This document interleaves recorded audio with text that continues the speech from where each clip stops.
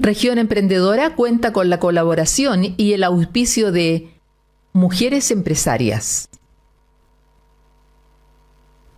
Asociación Chilena de Emprendedores ASECH, G100, Nada nos detiene, Agua, fuente de vida, siempre pura, rica y saludable. Siempre he soñado con que Arica sea una ciudad próspera, una ciudad pujante que brinde oportunidades para todos, para ese emprendedor o emprendedora que sueña con transformar su idea en realidad, para ese pequeño o mediano empresario que espera que esa realidad se transforme en una gran empresa, con una ciudad que se desarrolle y crezca en el comercio, servicios, turismo e industrias, pero también una ciudad que desarrolla innovaciones, que modifica las reglas del juego y que reinventa la forma de hacer las cosas. Una región empoderada que genera riqueza y crecimiento económico con personas que sientan pasión, entusiasmo y ese espíritu que necesitamos para darnos cuenta que ese camino está en nuestras manos. Soy Alexandro Bravo Bolino y te invito a compartir este espacio de aprendizaje en Región Emprendedora.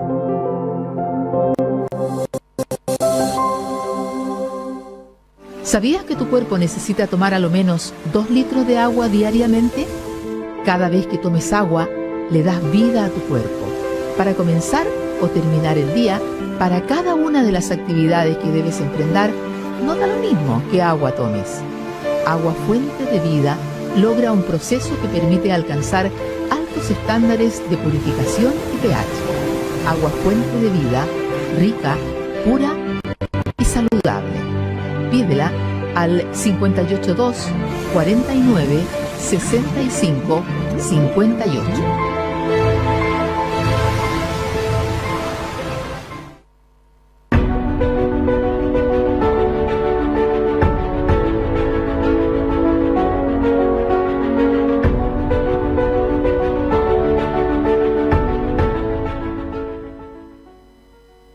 Muy buenas noches, bienvenidos a Región Emprendedora, el programa de los emprendedores y las pymes de Chile. Hoy nos acompaña, como es habitual todos los meses, Alejandro Maureira, economista senior, especialista en valorizar empresas y asistir a startups para lograr un crecimiento acelerado, y también es panelista habitual en nuestro programa, quien nos va a dar hoy el reporte de la economía de Chile para este mes de octubre. Y en el último bloque vamos a conversar con José Miguel León, fundador de Dinar Spa, un emprendedor ariqueño que incursionó en el mundo de las golosinas artesanales, lanzando recientemente su propia marca con productos como alfajores, turrones, nubes, gomitas y caramelos sin azúcar. Así que, como siempre, tenemos un gran programa para los emprendedores y las pymes de Chile. Compartan esta transmisión, participen escribiendo comentarios y disfruten el programa que, como siempre, está lleno de aprendizaje. Agradecemos también a Agua Fuente de Vida, pura, rica y saludable, que nos refresca en cada programa, en cada viaje. Me están señalando que tengo que mostrar Agua Fuente de Vida, pura, rica y saludable, que nos acompaña siempre en cada ocasión, en cada reunión y a cada hora del día, además de que gracias a sus procesos, tomar Agua Fuente de Vida es sano y hace bien. Y también agradecemos obviamente a los partners del programa, a la Asociación Chilena de Emprendedores ASECH, Mujeres Empresarias, el G100 y Nada nos detiene, todos unidos para seguir fortaleciendo el ecosistema de emprendimiento en Chile. ¿Cómo se viene la economía de Chile para octubre? De este tema vamos a conversar, como siempre, con Alejandro Maureira, economista senior, especializado en valorizar empresas y asistir a startups para lograr un crecimiento acelerado, panelista habitual del programa, con quien comparte y nos enriquece con su experiencia y su conocimiento sobre este reporte de economía de Chile para este mes de octubre. Alejandro, bienvenido a Región Emprendedora. Hola Alexandro, hola a todos y muchas gracias a ti por esa presentación muy buena. Y vamos a lo nuestro. Hoy día tuvimos una muy buena noticia desde el punto de vista económico, que fue el IPC de septiembre. El IPC de septiembre fue un 0,1%, lo que lleva a que la inflación acumulada en los últimos 12 meses sea de un 4,1%, bajando desde un 4,7% que venía en el mes previo, o sea, en agosto. Recordemos siempre que la inflación, lo que vamos a tratar de nosotros de ir mirando, de monitorear, es cómo ha sido la evolución en los últimos 12 meses. ¿Por qué? Porque una golondrina no hace verano. Entonces, desde ese punto de vista, lo que vamos a decir es que, si en los últimos 12 meses la inflación empieza a bajar, quiere decir que va a converger hacia el rango meta. ¿Cuál es el rango meta? Con una inflación entre 3,5 y 3% es una inflación sana para nuestra economía. Esto quiere decir que los precios van subiendo, pero van subiendo un 3% anual, por ejemplo, es bueno porque quiere decir que nuestros productos, si estamos vendiendo algo, van subiendo de precio y nosotros tenemos, por ende, toda la motivación para seguir produciendo más o vendiendo más. Entonces, desde ese punto de vista, uno puede decir, ok, hay una inflación sana, pero cuando nos pasamos de ese 3,5%, eventualmente la inflación se vuelve nociva y nuestro poder adquisitivo empieza a comprar cada vez menos cosas y eso lo hemos sentido. ¿Cuál fue el dilema? Que la inflación acumulada hacia el mes de agosto era de un 4,7%, muy por sobre ese 3,5% que se fija como rango meta. Y la buena noticia que comentaba es que, dado el IPC de septiembre, que fue de un 0,1%, nos lleva a que la inflación acumulada bajó a un 4,1% los últimos 12 meses. ¿Eso qué quiere decir? Que vamos a esperar que eventualmente la inflación siga bajando. Yo creo que la de octubre también va a venir buena por el factor, sobre todo Cyber Day. Los Cyber Day bajaron mucho los precios de muchas cosas, sí que por ende vamos a ver también un rezago con respecto a lo que fue todo este septiembre, y ahí lo voy a explicar más en detalle, y que por ende la inflación debiera bajar del 4% acumulado los últimos 12 meses. Una buena noticia para el bolsillo, una buena noticia para, digamos, nuestro poder adquisitivo. Ahora, sí encuentra un dilema todo esto. Aquí me voy a poner agorero, yo soy un agorero que es siempre la punta, así que vamos a decir lo siguiente. Me preocupa el por qué los precios están bajando. Y acá vamos a encontrar dos razones por las cuales los precios de septiembre bajaron. El primero de ellos tiene que ver con el precio del petróleo. El precio del petróleo vino bajando y eso ayuda mucho a nuestra economía. Nosotros somos petróleo dependientes. Yo siempre he visto que nuestra economía es adicta al petróleo y esto quiere decir que estamos muy sometidos a los vaivenes del precio del petróleo internacional. Entonces, como el precio del petróleo ha ido bajando, eventualmente nuestra economía se ve favorecido de ello, y esto lo vemos en el IPC, efectivamente, de energías, que bajó. Y el segundo elemento tiene que ver con el consumo. Fíjense que, como el consumo ha ido bajando, estamos comprando menos. Y como estamos comprando menos, eventualmente también los precios se están tendiendo a bajar, y esto es algo que vimos no antes del 18 de septiembre, sino que, si ustedes se fijaron, antes del 18 de septiembre los precios tienden a subir, pero después, para poder celebrar el 18 chico, los precios tienden a bajar. No obstante, si nosotros vamos hoy día al supermercado, nos vamos a dar cuenta que parece que hubo un sobrestock de algunas cosas que se hacen para septiembre, que hoy día se están liquidando, están con un precio bastante bajo. Entre ellos, el precio de todos los tipos de carnes está bajando bastante. Hoy día pasé por el supermercado y pude constatarlo. O sea, en otras palabras, que está bajando. ¿Y por qué está bajando esto? ¿Y por qué del efecto Cyber Day? El Cyber Day, que iban a ser 3 días originalmente, muchos lo extendieron una semana, y hay empresas que incluso lo están extendiendo una segunda semana. ¿Y esto qué quiere decir? Que la gente está comprando o aguantando las compras para cuando hayan descuentos. Y estos descuentos, por ende, no es cierto, uno aprovecha de comprar. Y esto quiere decir que la gente tiene menor poder adquisitivo, por ende, ¿por qué? Porque el consumo va bajando. Veamos si es que ese consumo eventualmente se condice con respecto a otras mediciones. El IMASEC, el último IMASEC que tuvimos, fue un 2,3%, lo cual es bueno. De hecho, el presidente salió a celebrarlo diciendo, ¿no es cierto?, que este otro 2,3% es bueno. No obstante, el día lunes tuvimos las cuentas nacionales. Y las cuentas nacionales no han sido aclaradas por ningún economista ni nada. Si ustedes se fijan, primera vez que se va a conocer el PIB trimestral, y de esto no se hace una fiesta, ni un quilombo, ni nada. Y la razón es la siguiente.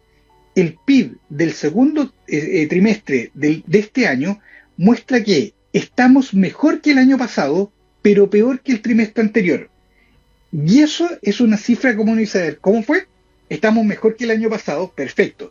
Pero el año pasado, recordemos que no fue un muy buen año desde el punto de vista de crecimiento, prácticamente no crecimos. Entonces uno dice, ok, estamos mejor que el año pasado, quiere decir que estamos creciendo, perfecto. ¿Nos estamos comparando con un año malo? Sí, pero aún así estamos mejor que el año pasado. Pero si yo me voy con respecto al trimestre anterior, enero a marzo, estamos peor que de enero a marzo. Entonces casi como decir, ¿sabes qué? Estamos entrando como en una línea donde nos estamos manteniendo casi sin crecimiento. Y esto explicaría en parte el por qué la caída del consumo. Sin ir más lejos, la razón por la cual hemos crecido este año tiene que ver 100% con las exportaciones.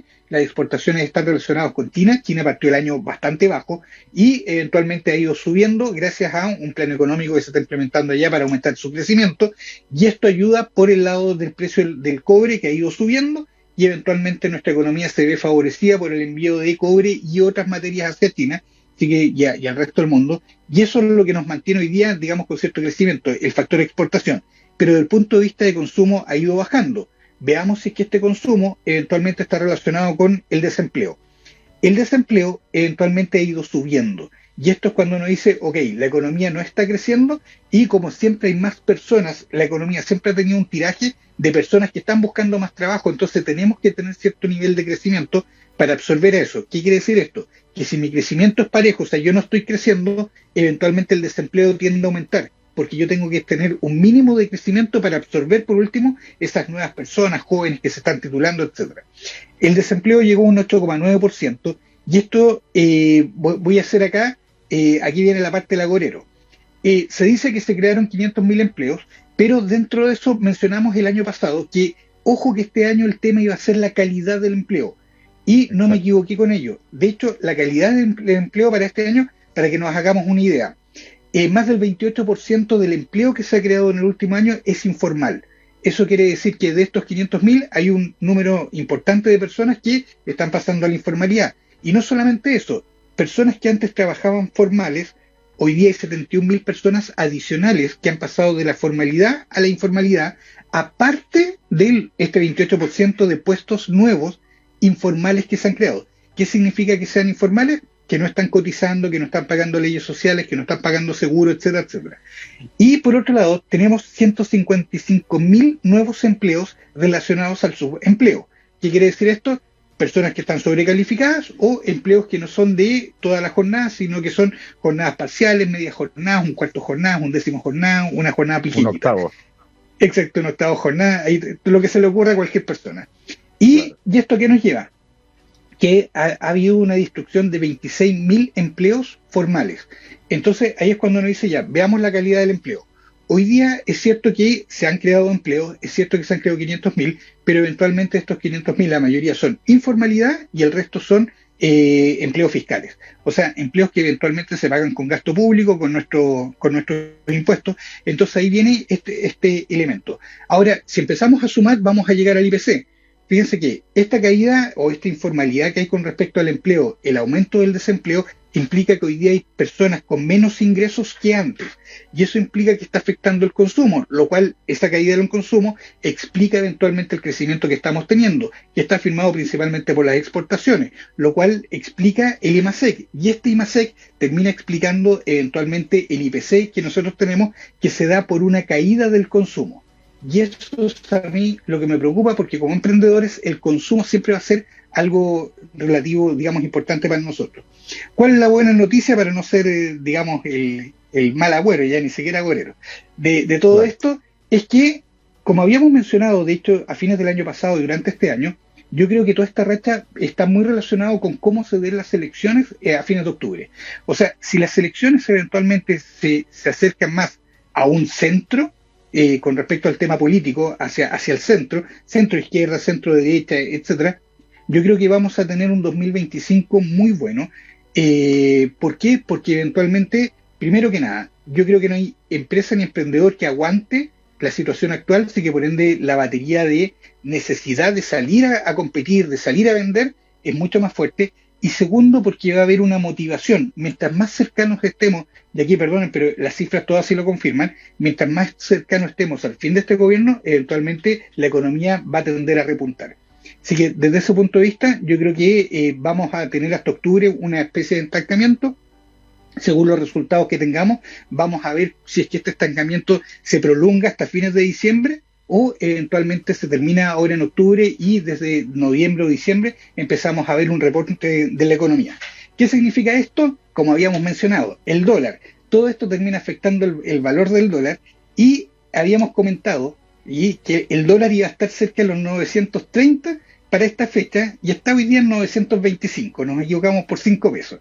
Y eso que durante el último mes bajó los 800, ¿se acuerdan que lo mencionamos? Dijimos que el dólar estaba en 9.30, dijimos que lo más probable es que baje de los 900 y que después tienda a subir de nuevo a 930 y que se impine un poco dependiendo de cómo esté el clima político. De hecho, yo personalmente podría apostar incluso que el dólar, decía, si el tema político se empieza a polarizar, lo más probable es que el precio del dólar tienda a subir y se vaya acercando de nuevo a los 1.000 que tuvimos en alguna elección. y si no, eventualmente vamos a llegar ahí para eventualmente de nuevo volver a bajar hacia los 900 para el resto del año. Así que por ahí nos vamos con respecto al año. ¿Y qué es lo bueno con respecto a la inflación y este tema del precio del dólar? Es que las tasas de interés debieran tender a bajar. La tasa política monetaria hoy día la tenemos en 5,5 y esperemos que llegue a 5,25 por lo menos ya hacia fines de diciembre o algo por el estilo. Según como lo habíamos previsto, entre paréntesis. Exactamente, siempre acertando con el reporte, Alejandro. ¿Cómo mejoramos la calidad del empleo? Eso implica mayor crecimiento, va asociado a la mejora de la calidad del empleo, pero si no estamos creciendo, ¿qué medidas debería tomar el gobierno para poder suplir este problema, más allá de que el principal problema que está pasando el país obviamente es la delincuencia y es el tema número uno que inquieta y que preocupa a los chilenos hoy por hoy?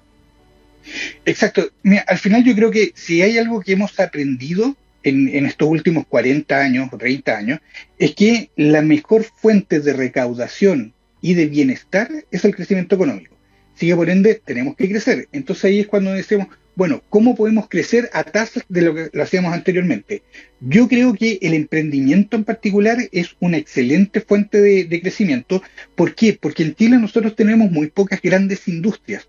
O sea, las grandes empresas que muchas veces hablan, no, es que las grandes empresas, estamos hablando que no logran llegar al 30% de la generación de empleo total. Entonces, por ende, si queremos más gente trabajando, lo que tenemos que hacer es fomentar el emprendimiento, los emprendedores y las pymes. ¿Y qué es lo que necesitan hoy día el emprendimiento, los emprendedores y las pymes? Primero que nada, necesitamos menos impuestos. O sea, yo creo que hoy día, por ejemplo, temas como el IVA a los servicios golpeó muy fuerte el emprendimiento. Temas también como el impuesto a la renta y la incertidumbre, eventualmente también son golpes muy fuertes al emprendimiento. Yo creo que si fomentamos a los emprendedores, vamos a tener, digamos, un buen repunte con respecto al crecimiento. ¿Qué se puede hacer? Medidas que se han tomado en el pasado y que son súper concretas, que es, por ejemplo, una baja de impuestos, algún tipo de perdonazo de impuestos internos, sobre todo ahora que viene la ley que va a hacer que impuestos internos se ponga mucho más restrictivo, y eventualmente asegurar algo que se hizo durante la pandemia. Se bajó el impuesto a las pymes y se dijo, ok, no se va a tocar por X cantidad de años. Y eso se mantuvo. Yo no sabía, oye, por los próximos 3 años vamos a pagar un bajo impuesto que es esto. Yo creo que esa es una muy buena medida que se puede implementar en el corto plazo y que va a tener también mayor recaudación. Lo que nos ha demostrado que en la medida que vamos subiendo impuestos, la recaudación ha ido disminuyendo, cosa que también se alertó. Una recaudación más baja es un incentivo a emprender y al mismo tiempo, como hay más emprendedores y más ventas, también se termina recaudando más. Así que eso es una muy buena medida que se puede implementar ya. Sí, un aumento en los impuestos implica y afecta también al crecimiento de la informalidad de los negocios. Sin duda, de hecho, vemos hoy día, por ejemplo, que mostraba ahí que el índice de costo de mano de obra muestra que el costo de contratar a una persona subió un 8,7% en el último año. O sea, estamos hablando que hoy día para las pymes poder contratar a las personas, mantenerlas en los regímenes de 40 horas, que pagarles el salario mínimo, que poner más condiciones, etcétera, fíjense que todo eso es lo que empieza a explicar la informalidad. O sea, uno dice, sí, se tiene que ir mejorando las leyes laborales sin duda, pero la tradición que teníamos nosotros era que se van mejorando en la medida que ellas no afectan al empleo. Porque lo que está pasando hoy día es que hay más leyes laborales para cada vez menos trabajadores. Entonces uno dice, bueno, entonces al final lo que estamos haciendo es que empiezan a mejorar digamos, las leyes laborales, pero al mismo tiempo cada vez son menos beneficiarios de ese aumento de las leyes y son cada vez más personas las que están quedando lejos de ella. Entonces ahí viene un perdonazo. De hecho, vale la pena mencionar que en Argentina tienen este dilema. De hecho, hace más de 10 años que el sector privado no generaba empleos y una de las propuestas que se está haciendo es que eventualmente todos esos costos laborales queden supeditados a cierto tipo de empresas con cierto tipo de industria, de manera tal que los emprendedores queden exentos. De hecho, sin ir más lejos, hay un plan que dice, señor, todas estas leyes laborales se rebaja un montón de ellas, quedan exentos si usted contrata por lo menos a 4 personas. Si usted es emprendedor que trabaja hoy día solo y contrata 4 personas, queda exento de todas estas leyes laborales por X cantidad de tiempo, que es una forma de incentivar el empleo, de que los emprendedores eventualmente digan, ok, me la juego, vamos a emprender, contrato a 4 personas o más, y con eso eventualmente mis costos laborales son menores. Claro, ayuda a las libertades económicas, ayudan a que las empresas tengan mayor facilidad de maniobra y mayor agilidad. Por ejemplo, en Paraguay el IVA es un 10%, el impuesto a la utilidad es un 10%. Hay muchas empresas bolivianas que, dada la situación que está pasando Bolivia, han tomado la decisión de irse a Paraguay y comenzar una operación en Paraguay. Entonces, al final, la situación económica en esta parte de la región está demostrando que a mayor libertad, mayor oportunidades, y eso seguramente mejora también la calidad del empleo porque hay mejores condiciones para ello. Y obviamente también afecta a las expectativas positivamente. Exacto, temas que hoy día estamos con problemas nosotros, el tema de las expectativas, está toda la gente muy, o sea, todo lo que tiene que ver con emprendedores, empresarios, tienen una muy mala visión de lo que pueda venir. El proyecto del CAE eventualmente también, o sea, a mí me deja la duda si es que trae o no trae impuestos, porque estamos hablando de un financiamiento que al final pasa de la banca, pasa al Estado. Eso, digamos, cada uno lo puede evaluar, si es que es bueno o es malo, da lo mismo, no voy a dar mi opinión al respecto, pero sí mencionar que si pasa al Estado, uno dice, bueno, entonces aquí hay recursos de por medio y esos recursos eventualmente se tienen que financiar. Entonces una de las dudas que aparece es, ¿tendrá esto más impuestos para nosotros? Desde ese punto de vista, claro, uno dice, sería bueno conocer el proyecto para saber si es que vienen más impuestos, porque efectivamente lo que está hoy día llevando hacia la informalidad y el estancamiento económico es el tema impositivo. Ahora se nos vienen las elecciones y mencionabas al principio de que la línea, si esto tiende a situarse en el centro, las expectativas también mejoran y la mayoría de las encuestas, por no decir todas, dicen de que, bueno, la derecha va a ganar más terreno, producto del mal gobierno que hemos tenido en los últimos años. ¿Cómo estas elecciones pueden afectar o no afectar a la economía? Claro, terminan afectando con lo que tiene que ver también con esta visión de país de, por ejemplo, si vamos a tener más certidumbre o menos incertidumbre. O sea, si es que uno se pone a pensar que si es que ahí se radicaliza eventualmente lo que está pasando hoy día, todo el tema de las leyes, hacia el lado, hacia la izquierda, lo que vamos a tener es mayor incertidumbre y más impuestos. ¿Y por qué? Sin, digamos, dando un argumento. Porque aparecen proyectos como el CAE, aparece otro tipo de proyectos, aparecen impuestos entre medio, digamos, está toda esta visión de que el Estado tiene que ser mucho más grande, y para que el Estado sea aún más grande se necesitan más recursos. ¿Y de dónde sacan los recursos? De mayores impuestos. Entonces, al final, claro, está esa línea, y por otro lado hay un argumento que dice, ojo, que si es que uno lo mira desde un punto de vista técnico, donde estoy yo metido, uno dice, ¿sabes qué? En la medida que hemos aumentado los impuestos, la recaudación ha disminuido, y de hecho eso hoy día lo podemos constatar. Entonces, ¿qué es lo que dicen las mejores prácticas? Uno dice, ¿sabes qué? Debiéramos bajar los impuestos para aumentar la recaudación y con eso eventualmente ser eficientes con respecto al gasto y llegar a donde se quiere. Entonces yo creo que se han ido decantando las posturas, y hoy día estamos por un lado con una postura de mayores impuestos y más Estado, y por otro lado con una mayor recaudación a través de menores impuestos y al mismo tiempo más, digamos, un Estado más eficiente.